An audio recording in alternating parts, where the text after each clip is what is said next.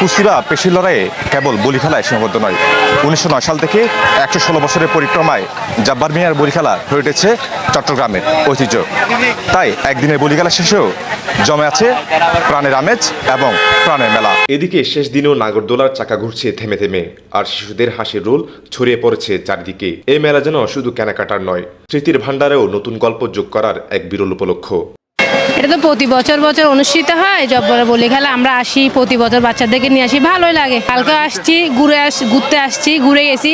কালকে কিছু আপনার মাটির ফলক নিয়ে গেছি, তারপরে কিছু ওই যে ফ্যামিলির যেগুলো আছে আর কি, এই কি বলে, হ্যাঁ এগুলো নিয়ে গেছে। আজকে মাত্র আসছি, দেখি শুনে নিব আর কি। আসছি আকাঙ্ক্ষা বলতে ওই যে কি বলে, কিছু ফুল নিব, টপ নিব, আর বাচ্চারা যেটা পছন্দ করে ওইটাই নিব আর কি। আমি সীতাকুণ্ড উপজেলা কুমিরা থেকে এসেছি। আমি জব্বর মিয়ার বলি খেলাতে প্রায় 15-20 বছর ধরে আসা যাওয়া করছি। প্রত্যেক বছর আমি আসি, আমার ভালো লাগে। আমি এখানে চট্টগ্রাম মুসলিম হাই স্কুলে পড়াশোনা করেছিলাম। তখন থেকে আমি এই মেলাতে আসতে শুরু করেছি। তো প্রত্যেক বছর অপেক্ষা করে থাকি কখন মেলা শুরু হবে।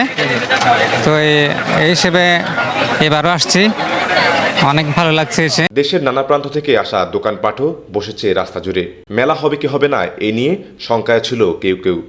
মোটামুটি পরিবর্তন হিসেবে এবছর একটু উচ্ছৃঙ্খলা ফলে হয়েছিল, তারপর আবার সব ঠান্ডা হয়ে গেছে, ঠিক হয়ে গেছে। মোটামুটি তেমন তো দোকান করতে পারি না আমরা, পুরো মেলায় দোকানদারি করতে পারি না। দোকানদারি করতে পারছি যে 11 তারিখ 12 তারিখ। এবার নিয়তাস, ব্যবসা ভালো নয়। এবার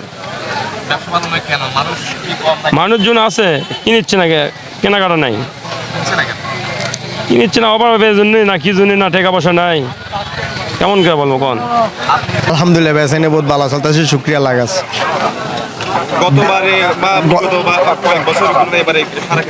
গত বিগত আগের থেকে এবার বেশি আরো বেশি হইতে আছে, এখন মোটামুটি, কিন্তু যা শুনিলাম সে কথা তো মেলা হয়নি এবার, সেই হিসেবে বেচা কিনা কম।